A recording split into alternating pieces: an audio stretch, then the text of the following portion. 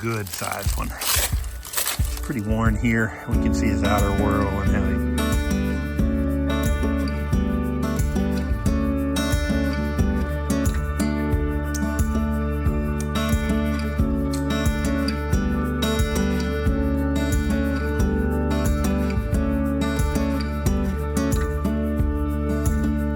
here today in a North Texas creek doing a little winter creek hunting, fossil style. Today we're looking for some ammonites, some echinoids, maybe some bivalves, and absolutely some oyster hash.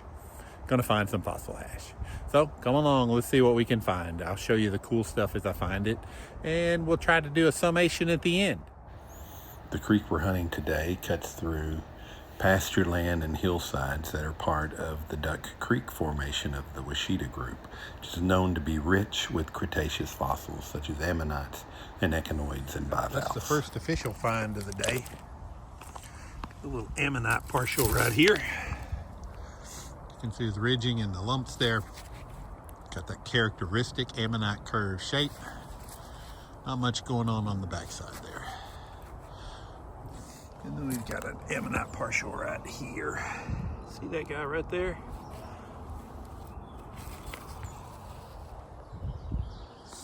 There we go. You can see his ridges here in the creek bed. Well, in the gravel bar. That one's got a really good ridge on him. Some nice detail. Look at that.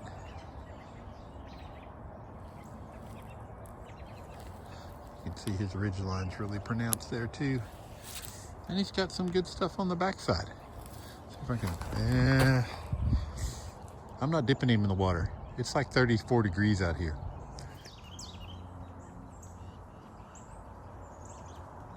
That's not super common, but occasionally I'll just look over at the creek bank there. You see that gravel line about 3-4 feet up above the water line?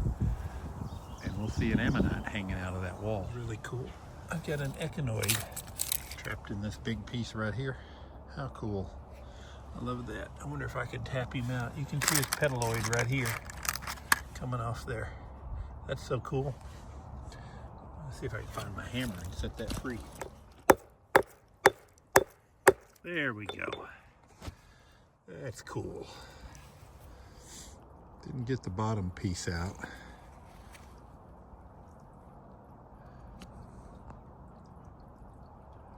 That one came out pretty well. You can see his test there. It's a little, well, it's a lot worn where it's fractured off here.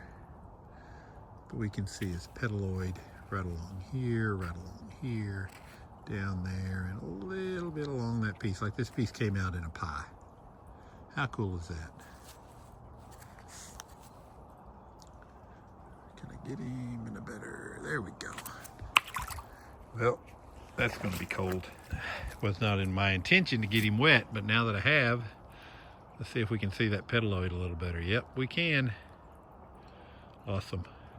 Let's see what this is over here, because that looks like it's got the curve that we're looking for. Yeah. We got a little piece here. Come on now. Oh, well, he's broken. But we got a little piece of ammonite right there. He's pretty worn. Okay, here's another one over here. Look at this one. This one's a good sized one. It's pretty worn here. We can see his outer whorl and how he makes that spiral shape in there. That is so cool. See if I can get a better background for you. Ooh, he's heavy. Yes, that one's cool. Let's flip him over here. Oh yeah, he's got some better detail on this side. You can see he's got good ribbing there. His tubercles are well pronounced. You can even see his ridge line there. That is a nice specimen and would probably clean up really well. Whew. Here we've got a piece of a relief fossil where there was an ammonite tucked in there. Not much going on the back. That's kind of cool though. I like to see those things so I can show them. I saw something else as I was reaching for this though. There was one right here. Here we go. I see some ridging right along there. So I Can you see that right there? That's what caught my eye.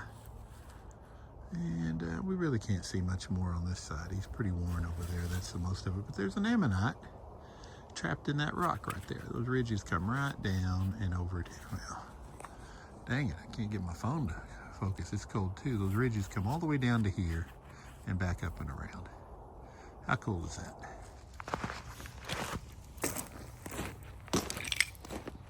Man, this creek is beautiful. We've got another big ammonite partial right down here.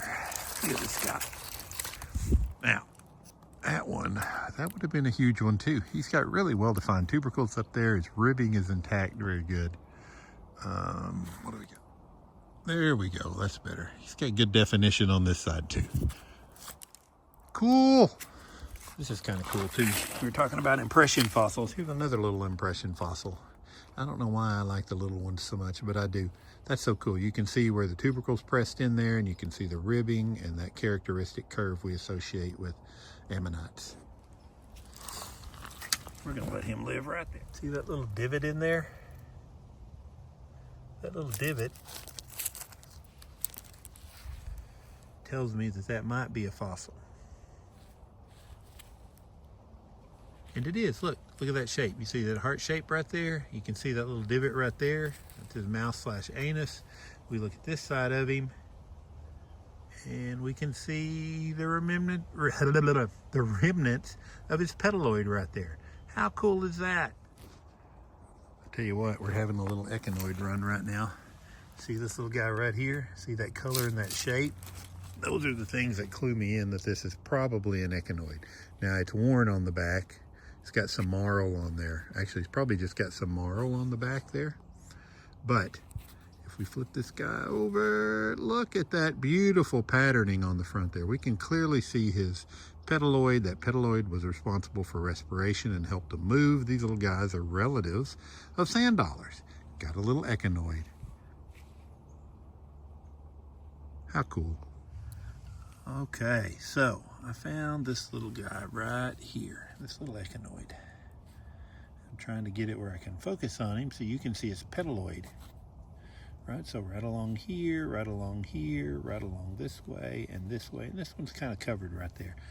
That petalloid, that's what helped him to breathe and, or allowed him to breathe and helped him to move. This one's kind of squished, but it's still pretty cool. A couple pieces right here, I think. So we got this large piece right here where it's been catching stuff in the wash. Oh, he's got some good detail on the back too. Check that out.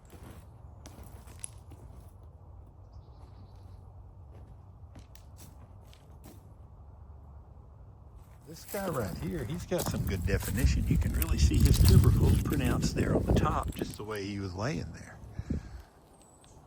Kind of fractured off there on the backside, but he's still got some detail over there too. Nice ridge line, characteristic curve. That's a decent ammonite partial right there. This will probably be the last partial. Who am I kidding? Look at that. That one's got some good detail on it. We've got some ribbing on there. Good detail on the backside, well-pronounced tubercles back there too, and a decent ridgeline. Well, this is a very nice little partial. Here's another nice piece of oyster hash, and there's a lot of it in here. That one's got some really interesting definition with those oysters in there. You get some really cool designs going on. Even some stuff on the back, but that's just awesome. I love that. So we got some cool stuff caught in this little wash right here. I see a little ammonite, orange one right here. There's a little partial right there. A beautiful piece of oyster hash right here. Oh, and that one's gonna stay right there. There's a very nice little ammonite nugget right here. Check this guy out. He's got some pretty good detail. Ridge lines well. Yeah, he's got that characteristic curve, some ribbing there. That's pretty cool. Okay, I'm gonna tell you, I think this one is especially cool because I don't see them with that iron material on them that much. But right, you see the ribbing, you see the curve, you see that top ridge. Not much tubercles, right? But that's clearly an ammonite partial. But that red iron staining on there that comes from that red marl, that just makes it doubly cool. Looks like we got a little relief fossil on the inside too.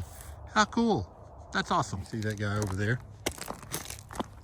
You can see the ridging from over there. Right, here we go. We've got an ammonite partial right here in the gravel bar. It's not the first one, right? We've got a bunch of these today. That's got good ribbing and decent tubercle, good ridge line, nice detail on the backside. That's pretty cool partial.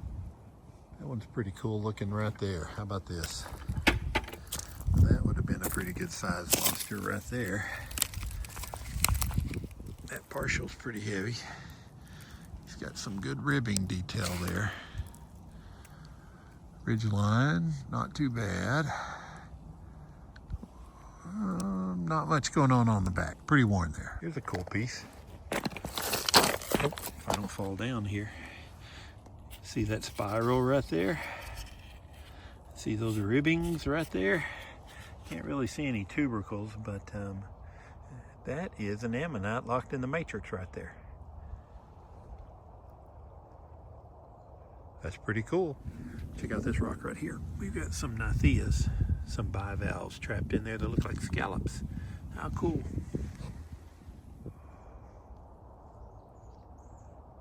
Beautiful creek. Beautiful creek. How cool is that? Look at that. We've got a bivalve fossil here. This looks like a Gnathea, an early scallop, right? It's not in bad shape. I mean, for 100 million years old, that's pretty cool. It's got the bottom and the top intact. I love it.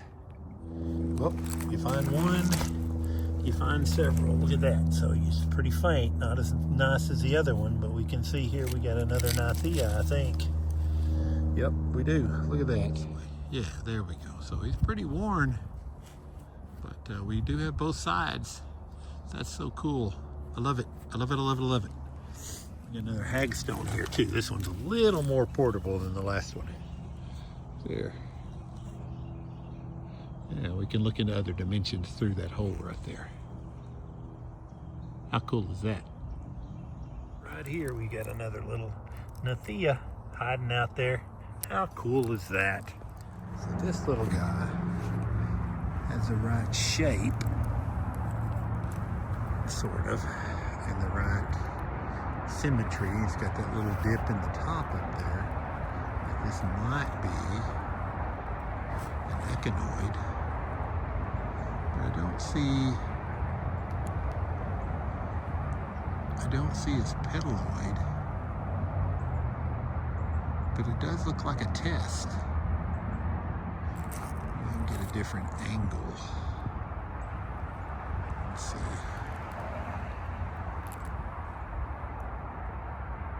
Huh. I think that's a worn little echinoid. Well, I'm trying to drag this guy out of the water one-handed, and he's pretty good size. There we go. That's a pretty good size one right there. There's my foot for comparison. So that's probably 16 inches across there anyway, maybe more. That's pretty decent. Got some matrix here in the center there. Let's flip him over. Yeah, that's mostly matrix on the outside. He might prep out pretty good. I like that. I may have to hump that one out. This is cool. There's a relief fossil there in the creek bottom. Ammonite relief or imprint. How cool is that?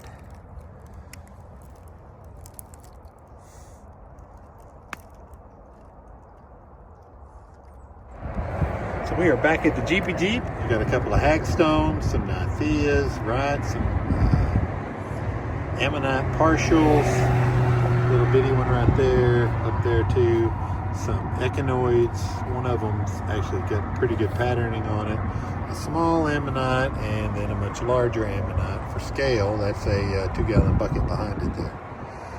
So I'd call this a success. Look, if you like this kind of stuff, man, think about subscribing. Give me an opportunity to earn it on the next one too. We do this with some regularity. I'm going to have more long form videos coming out soon.